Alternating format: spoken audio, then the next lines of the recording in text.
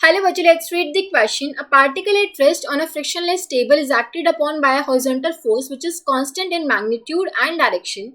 A graph is plotted for the work done on the particle W against the speed of the particle V. If there are no frictional forces acting on the particle, the graph will look like. Okay. So question में दिया हुआ है एक particle है हमारा rest पे on a frictionless table. ये हमारी फ्रिक्शनलेस टेबल होगी, एक पार्टिकल है रेस्ट पे है, ठीक है. तो अब हमने क्या किया, इस पे एक हॉरिजॉन्टल फोर्स अप्लाई किया which is constant in magnitude and direction. मान लो इस पे एक हॉरिजॉन्टल हमने फोर्स इस तरीके से अप्लाई किया जो कि कांस्टेंट है मैग्नीट्यूड एंड डायरेक्शन में.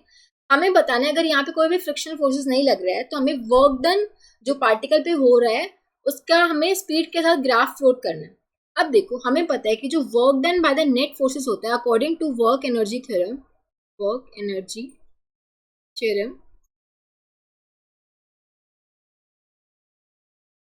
जो टोटल वर्क डन होगा on the particle that would be equals to change in the kinetic energy. ठीक है, जो वर्क डन होगा by the net forces that would be equals to change in kinetic energy. ठीक है, तो हम लिख सकते हैं final kinetic energy minus initial kinetic energy.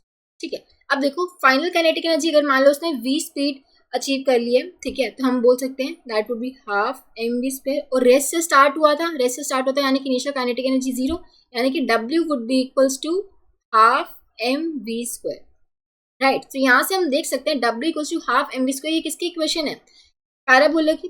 हमारे पास इक्वेशन कहती है y इक्वल्स टू के एक्स स्क्वायर. ठीक है, अगर आप w को y एक्सिस पे लो, ठीक है, और v को आप अगर आप w को y एक्सिस पे लोगे और v को आप x एक्सिस पे लोगे, ठीक है, y इक्वल्स टू के एक्स स्क्वायर वाली इक्वेशन बनेगी. राइट, सो यानी कि एक पैराबोलिक शेप होगा और इसका जो ग्राफ होगा वो इस तरीके से कुछ दिखाई देगा आपको. ठीक है, इस तरीके से आपको कुछ ग्राफ बनेगा. ठीक है, पैराबोलिक. सो हम देख सकते हैं किसमें दिया हुआ है, ऑप्शन डी में, है ना. W और V के बीच में हम ग्राफ देख सकते हैं किसमें दिया हुआ है, डी में. ठीक है, सो वर्क एनर्जी थ्योरम से हम देख सकते हैं W would be directly proportional to V square. ठीक है, सो हम देख सकते हैं डी में दिया हुआ, so D would be the correct choice. I hope आप सबको समझ आया होगा. Thank you so much.